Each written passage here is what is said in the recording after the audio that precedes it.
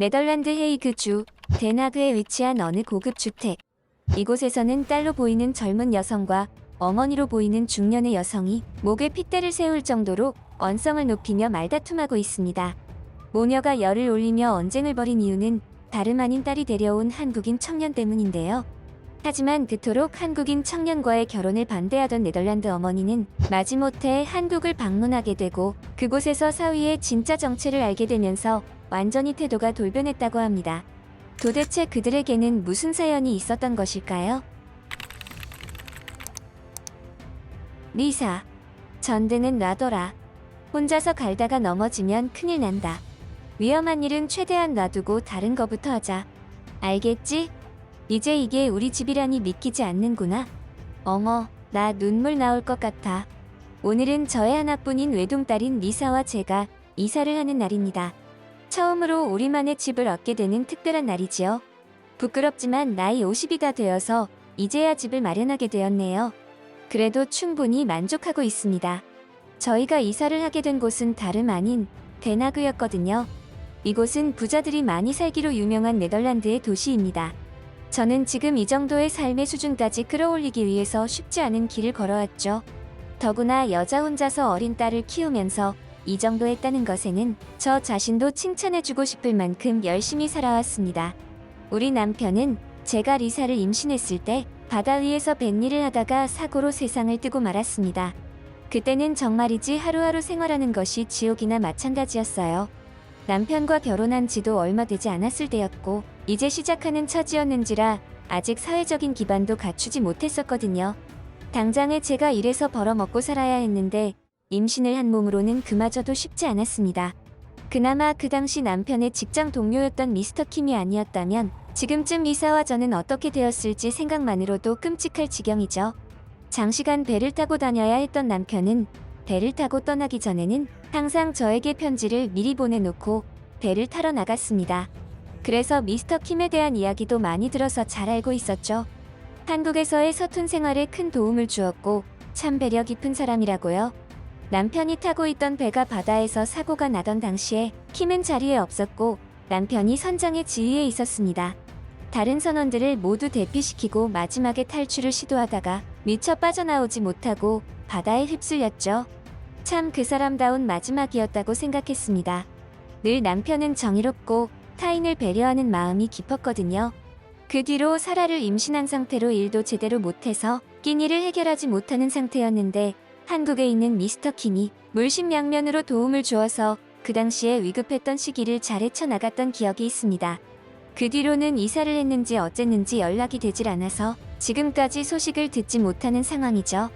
걱정되는 건 아무래도 바다에 나가서 사고를 당한 것은 아닐까 하는 부분이었습니다. 바닷일이 그만큼 위험한 일이니까요. 아마도 그런 일들이 있어서겠지요. 제가 유별나게 안전에 집착하게 된 것은 말이죠. 리사를 키울 때도 늘 애지중지 혹시나 위험한 일들에 휘말리지는 않을까, 그런 상황이 오지는 않을까 노심초사하면서 키웠습니다. 그 흔한 전등을 가는 것도 절대 혼자서는 갈지 못하게 했어요. 그런 저였기에 이번에 집을 마련해서 이사한 것에는 남다른 의미가 있었지요. 하지만 좋은 일이 있으면 나쁜 일도 있다고 했나요? 저에게도 그런 일이 생겨버렸습니다. 이사를 한 지 얼마 지나지 않아서 큰 충격을 받는 일이 있었죠. 글쎄, 리사가 느닷없이 약혼자라면서 남자를 집으로 데려온 거예요. 딸이 사랑하는 사람을 데려왔는데 그게 왜 나쁜 일이냐고요? 적어도 저에게는 나쁜 일이 맞았습니다. 딸이 데려온 남자는 한국인 청년이었고 바다에서 일을 한다고 했죠. 어쨌든 바닷일을 한다는 건 언제나 위험에 노출되어 있다는 게 사실이었기에 탐탁지 않았습니다. 이놈의 집안은 바다랑 헤어지지 못해서 안달이 났나? 아니면 저주라도 받은 건가? 하는 생각까지 들 정도였어요. 그렇지만 차마 그 한국인 청년이 있는 자리에서는 대놓고 싫은 티를 못 내겠더라고요. 컨디션이 좋지 않다는 이유로 그 청년을 일찍 돌려보내고 딸에게 말했습니다. 리사, 내가 너한테 평소에 충분히 알아듣게끔 말을 해왔던 것 같은데 내가 부족했니? 왜 저런 사람과 결혼하겠다는 거야? 나한테 시위하는 거니? 내가 그렇게 얘기했잖아. 연애를 하는 건 네가 좋아하는 사람 마음대로 만나도 괜찮지만 결혼은 아니라고. 왜 하필 바다에서 일하는 사람이야? 요즘에 사무실에서 일하는 사무직도 얼마든지 차고 넘치는데 너는 만나도 저런. 어휴. 말을 말자. 아무튼 결혼은 안 된다. 다시 생각하자. 말을 하다 보니 저도 모르게 언성이 높아졌습니다. 딸도 저에게 지지 않으려고 용을 썼어요. 자기는 무조건 지금 남친과 결혼을 해야겠다나요? 아니면 평생 결혼도 하지 않고 혼자 살 거라면서 말이죠. 도저히 지금 상태로는 대화가 불가능했기에 그렇게 1차전은 마무리를 지었습니다. 대체 리사 쟤는 누굴 닮아서 저렇게 고집이 센 거야? 게다가 한국인 남자는 또 언제 만난 거야? 엄마한테는 한마디 말도 없다가 갑자기 결혼이라니. 아무리 생각해봐도 어이가 없고 황당한 일이었습니다. 한편으로는 덜컥 임신이라도 한 것은 아닐까 하는 걱정도 들었죠. 저는 리사가 평범한 직장을 가진 남자를 만나서 오래오래 행복한 삶을 살았으면 했습니다. 결코 큰 욕심이 아니었죠. 그런데 저 한국인 청년은 바닷가에서 힘든 일을 하는 사람이었고 행색도 그리 넉넉지 않아 보였는데 앞으로 딸이 얼마나 고생할지 훤히 보이는 듯 했습니다. 이렇게 고생길이 훤히 다 보이는데도 리사를 결혼시킨다면 엄마로서 직무유기를 하는 것과 마찬가지야. 리사는 절대 나처럼 그런 고통을 겪지 않아야 해. 저는 그렇게 생각하며 리사와 한국인 청년을 어떻게 떼어놓을까를 연구하기 시작했습니다. 참 못된 엄마지요. 딸이 사랑하는 사람을, 그것도 결혼하겠다고 데려온 남자와 헤어지게 할 연구를 하다니요. 하지만 리사도 언젠가는 엄마의 마음을 알아주리라 생각했습니다. 이 모든 일들이 모두 리사를 위한 일이었으니까요. 하루는 리사가 집에 돌아왔을 때 진지하게 대화를 나누기 위해서 오랜만에 딸과 엄마가 오붓하게 맥주를 마시며 진지한 이야기를 나누었습니다. 제가 왜 그토록 지금의 결혼을 반대하는지, 그리고 이 모든 일들이 다 리사 너를 위한 일이라고도 했죠. 하지만 리사는 더 이상 제가 생각하던 어린아이가 아니었습니다. 분명한 의지와 생각이 있는 어른이었죠. 엄마, 제 인생은 제가 사는 거지 엄마가 대신 살아주는 게 아니에요. 저도 엄연히 하나의 인격체라고요. 막말로 엄마가 결혼 허락하지 않아도 저는 결혼을 할 수 있어요. 다만 제가 엄마에게 그렇게 하면 마음이 편치 않을 것 같아서 그런 거라고요. 어차피 할 결혼인데 축복받으면서 하면 좋잖아요. 엄마 사위들 남자가 얼마나 좋은 사람인지 아세요? 그런데 엄마는 서로 알아가려고 노력도 하지 않으시잖아요. 저는 그게 너무 실망이에요. 다시 한번 말씀드리지만 저는 그 사람 아니면 결혼하지 않을 거예요. 그리고 엄마가 반대하셔도 결혼할 거예요. 그때 처음으로 깨달았습니다. 아, 이 결혼은 내가 막을 수 없겠구나 하고 말이죠. 마치 제가 젊었을 때 남편을 만날 때가 떠올랐습니다. 그때의 저도 거의 막무가내로 남편과 결혼했었고 사랑의 결실로 리사가 탄생한 것이었죠. 이미 리사는 그 한국인 청년과 먼 미래를 설계하고 있었습니다. 그 의지는 아주 명확해 보였어요. 제가 들어가서 헤집어 놓을 틈이 보이지 않았습니다. 대체 그 한국인 녀석이 어떤 사람이길래 내 딸을 저렇게 홀려놓은 것인지 알 수가 없구나. 딸에게 말이 안 통하면 그 청년이라도 만나봐야 하나. 내가 제대로 행동하고 있는 게 맞는 걸까? 이럴 때 남편이 살아있었다면 어떻게 했을까? 정말이지 혼란스러웠습니다. 어쩌면 저는 해서는 안 될 일을 저지르고 있는지도 모르겠다는 생각마저 들었습니다. 결국 저는 딸의 결혼을 허락하며 축복해주기로 마음을 먹었습니다. 하지만 한 가지 조건이 있었죠. 용호 킴이라고 했나? 아, 다름이 아니고 내 딸 리사와 결혼하겠다고 했는데 나는 둘의 결혼을 축복해주고 싶네. 그런데 바다에서 일하는 남자에게 내 딸을 시집 보내고 싶지는 않다는 게 내 솔직한 심정이야. 혹시 자네 직업을 바꿀 용의가 있는가? 많고 많은 직업 중에서 왜 하필 바닷일을? 저는 한국인 청년에게 직업을 바꾸는 게 어떻겠냐고 조언을 하던 중이었지만 제 말은 끝맺음을 맺지 못했습니다. 어머님, 그건 있을 수 없는 일입니다. 제가 이 직업을 얻기 위해서 어떤 노력을 했는지 모르실 겁니다. 한국에서는 이 직업을 얻기 위해서 많은 사람이 노력하고 도전하는 귀한 직업입니다. 제 평생의 꿈이었죠. 지금 어머님은 제 평생의 꿈을 포기하라고 말씀하고 계신 겁니다. 아무리 제가 사랑하는 리사의 어머니라고 해도 그런 조언은 옳지 않다고 생각합니다. 그리고 어머니가 걱정하시는 일 절대 없을 겁니다. 그러니 너무 걱정 마시고 저를 한번 믿어주시죠. 제가 생각했던 바와는 다르게 한국인 청년은 뚝심이 대단했습니다. 하기야 저런 뚝심이 있어서 내 딸을 깨웠겠지. 아주 생각이 제대로 박힌 청년이었죠. 요즘에도 저런 청년이 있나 싶은 정도로요. 저 나이대에 요즘 아이 중에서는 꿈이 뭔지도 모르고 그저 살고 싶은 대로 살아가는 청년들이 많습니다. 그런데 한국인 청년은 자신의 꿈이 뭔지 명확하게 알고 있었고 심지어 피나는 노력으로 그 꿈을 현재는 이루어가고 있었으니까요. 한국인 청년과 딸의 결혼을 막으려던 저는 서서히 한국인 청년을 긍정적인 시각으로 바라보게 되었죠. 딸의 입에서 그 말이 나오기 전까지는 말입니다. 아, 맞다. 엄마, 우리 결혼하면 한국 가서 신혼생활 할 거야. 엄마도 젊었을 때 한국 가봤다며? 진짜 좋더라. 인프라가 너무 잘 되어 있어서 놀랐어.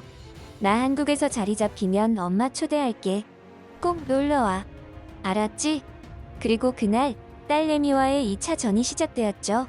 아마도 딸은 그날 저에게 그 말을 한 것을 후회했을 겁니다. 저는 절대로 한국에서 생활하는 것만은 안 된다고 결사적으로 반대했습니다. 아무리 세월이 흘렀어도 제가 알던 그 한국은 부자보다는 가난에 더욱 가까운 나라였으니까요.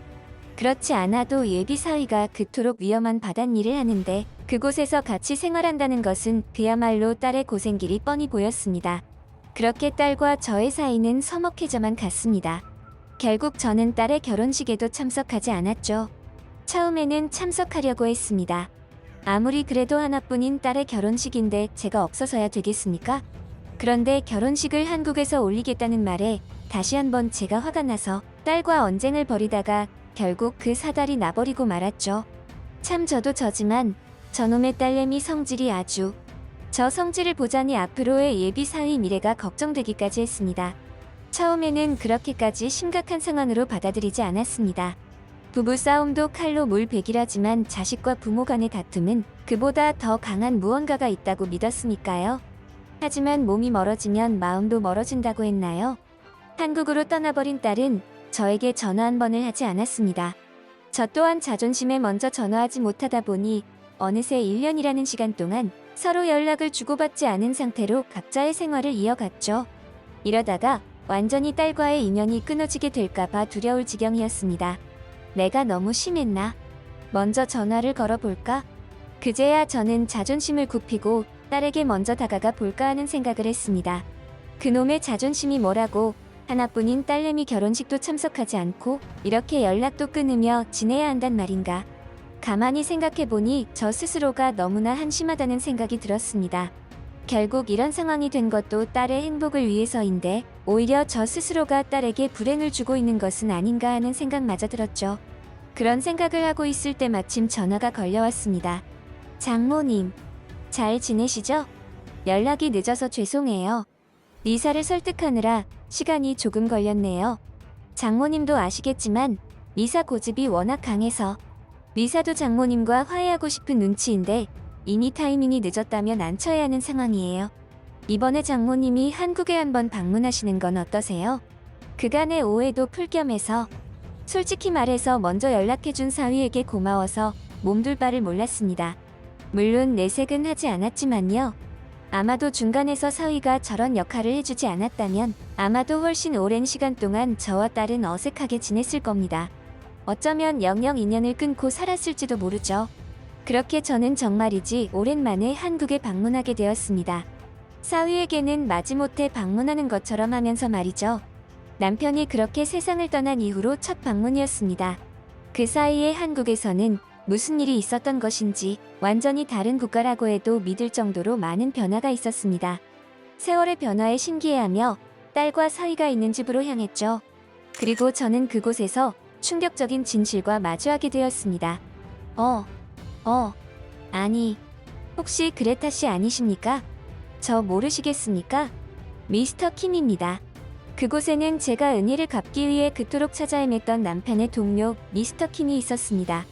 남편의 직장 동료이자 남편이 사고로 세상을 떠났을 때 저와 딸 리사를 위해서 물심양면으로 도움을 주었던 그분, 이분이 아니었다면 지금의 리사를 이렇게 키우지도 못했을 것이었고 저 또한 이런 삶을 살아가지 못할 수도 있었습니다. 그야말로 은인과도 같은 분을 전혀 뜻하지 않은 곳에서 만난 것이죠. 저의 한국인 사위는 다름 아닌 미스터 킴의 아들이었습니다. 저는 딸과 사위에게 인사를 하는 것도 잊은 채 킴과 대화를 이어나갔죠. 킴에게는 그동안 많은 일들이 있었던 모양이었습니다. 갑작스럽게 건강에 문제가 생겨서 시골 한적한 곳에서 요양을 보내었다고. 저와의 연락을 끊은 것은 고의적이었다고 했습니다. 저와 딸이 어느 정도 삶이 안정되자 이제는 자신이 도울 일은 없을 것 같아서, 그리고 죽은 남편과의 의리는 이 정도면 충분했다고. 그렇게 생각하여 혹시라도 제가 킴에게 보답을 하려 할까봐 그게 부담스러워 연락을 끊었다고 말이죠. 참 답답한 분. 보답 좀 받으면 어때서? 제가 한국에 방문하고 며칠 생활하면서 많은 것을 깨달았습니다. 그 중에는 사위에 대한 오해도 포함되어 있었죠. 사위는 바다에서 일한다고는 하지만 지금은 직접 배를 타고 바다로 나가지는 않는다고 했습니다. 사위는 도선사라는 이름의 직업에 종사하고 있었습니다. 도선사는 직접 바다에 나가서 배를 타는 것보다는 훨씬 안전하다고 했습니다. 그리고 급여의 수준은 제 상상을 초월하더군요. 사실 저는 그날 이후로 한국 빠순이가 되어버렸습니다. 한국에 있는 동안 한국의 음식과 여러 가지 문화들, 그리고 한국의 정겨운 풍경을 만끽하며 여행을 즐겼는데 이때의 느낌이 너무 좋아서 자꾸 한국을 찾게 되더라고요. 네? 아니, 엄마. 저번 주에도 오셔놓고 내일 또 오신다고요? 그럴 거면 그냥 아예 한국에 눌러 사시는 게 어때요? 어머, 그거 좋은 생각인데 정말 그럴까 봐. 프랑스 부르고뉴의 어느 직장 사무실. 아니, 왜 하필 저예요? 전 한국에 가기 싫다니까요. 제발 부탁이에요. 다른 사람으로 보내면 안 될까요? 그렇게만 해주시면 무슨 짓이든 다 할게요.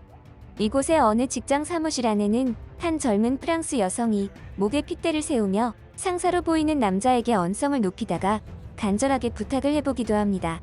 그런 여성을 음흉하게 바라보는 상사. 그리고 얼마 후 이 여성은 결국 한국에서 발견되고 그곳에서 충격적인 일들을 경험했다고 하는데요. 도대체 그녀에게는 무슨 사연이 있었던 것일까요? 예, 회장님. 다름이 아니라 제가 건강이 조금 좋지 않아서요. 언제쯤 복귀가 가능할지? 아, 아니요. 뭐 그렇게 큰 질병은 아닌데요.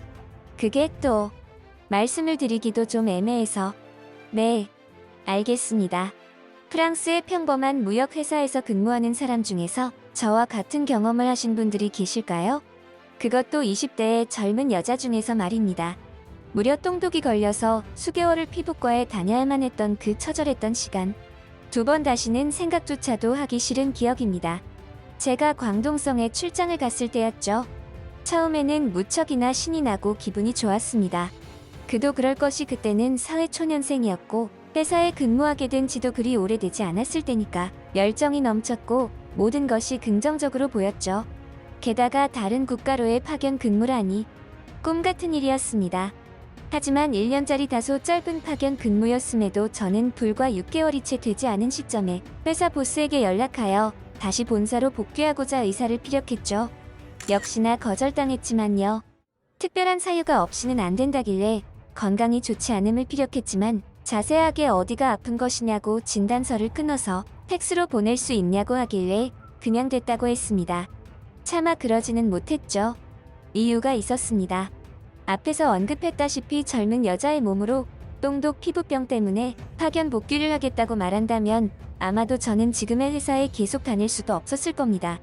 제 피부가 그렇게 민감하고 예민했는지는 그곳에서의 6개월의 경험을 통해서 알게 되었습니다. 그곳의 화장실들은 관리를 하지 않는 것처럼 지저분했고 더러웠습니다.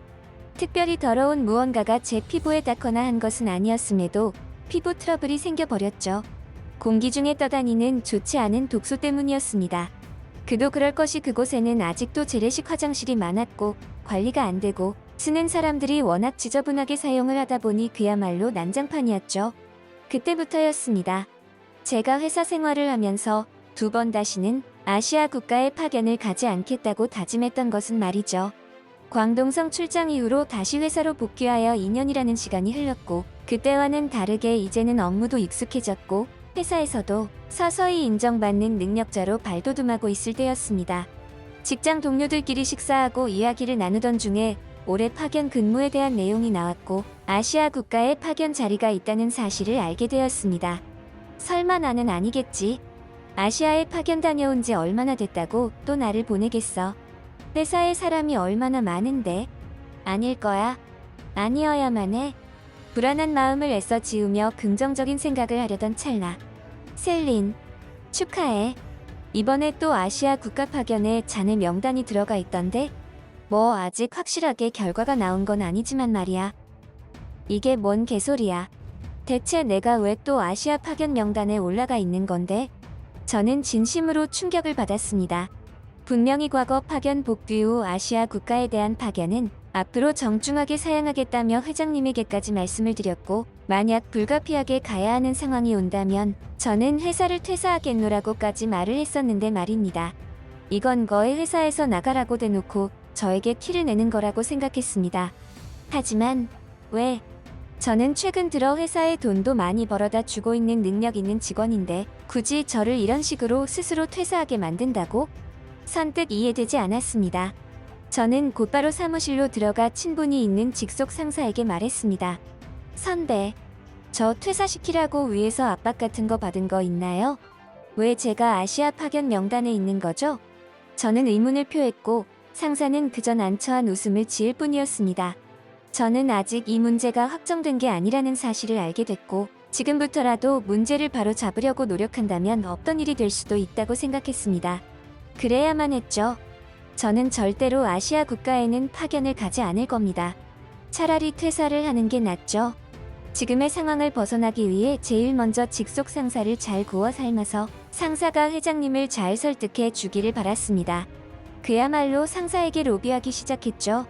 상사가 좋아하는 음식을 대접하고 듣기 좋은 아부성 멘트도 연신난발했습니다. 선배, 오늘따라 왜 이렇게 잘생겨 보이세요? 요즘 연애하시나? 피부에서 광택이 나네.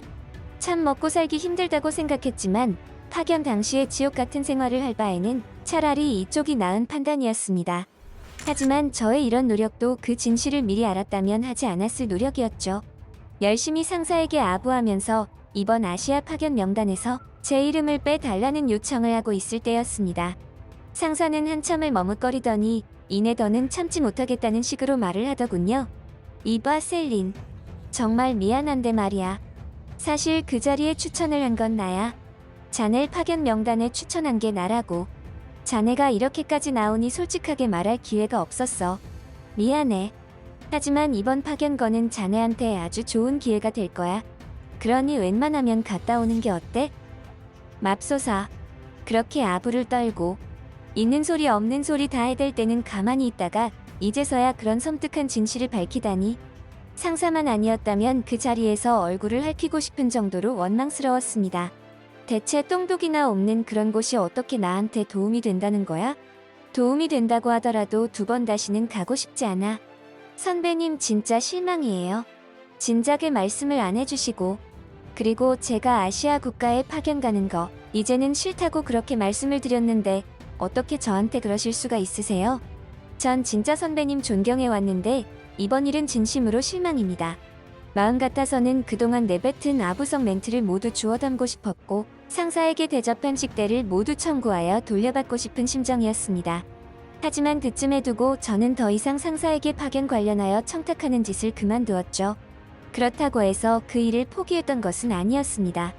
표정만 바뀌었을 뿐이었죠. 상사에게는 아무리 이야기해봐야 소용이 없었으니까요. 상사보다 더 윗선에 힘이 있는 사람에게 부탁해야 했습니다. 저는 그 길로 곧바로 회장님을 만나 뵙고자 했죠. 사실 회장님이라고 해봐야 중소기업이기 때문에 이름만 거창하지 직속 상사와도 크게 나이 차이가 나질 않았고 직원들과도 말을 편하게 주고받는 사이라서 큰 거리낌은 없었습니다. 회장님, 드릴 말씀이 있어서요. 사실 예전에도 말씀을 드렸지만 사유가 있어서 앞으로 아시아 쪽 파견은 힘들겠다고, 그런 일이 생기면 퇴사해야 할지도 모르겠다고 말씀을 드렸었는데요. 혹시 이번 파견 명단에 제 이름이 올라가 있다는 건 저를 퇴사시키기 위함일까요? 그게 아니시면 철회를 좀 부탁드리겠습니다. 아무리 중소기업이지만 어떻게 보면 일개 사원 주제에 회장에게 직접적으로 이런 발언을 한다는 것이 건방져 보일 수도 있었습니다. 하지만 저 또한 그런 부분들을 인지하고 있었지만 워낙에 저에게는 중대한 사안이어서 한시가 급했습니다. 여차하면 퇴사까지 불사할 생각으로 말이죠. 하지만 다음에 들려온 회장님의 발언에 제 머릿속은 더욱 복잡해지고 말았습니다. 셀린 씨, 아직 확정된 것은 아무것도 없어요. 그런데 셀린 씨의 과거 이슈와 지금의 반응을 보니 저는 개인적으로 꼭 이번 파견을 셀린 씨에게 부탁하고 싶군요.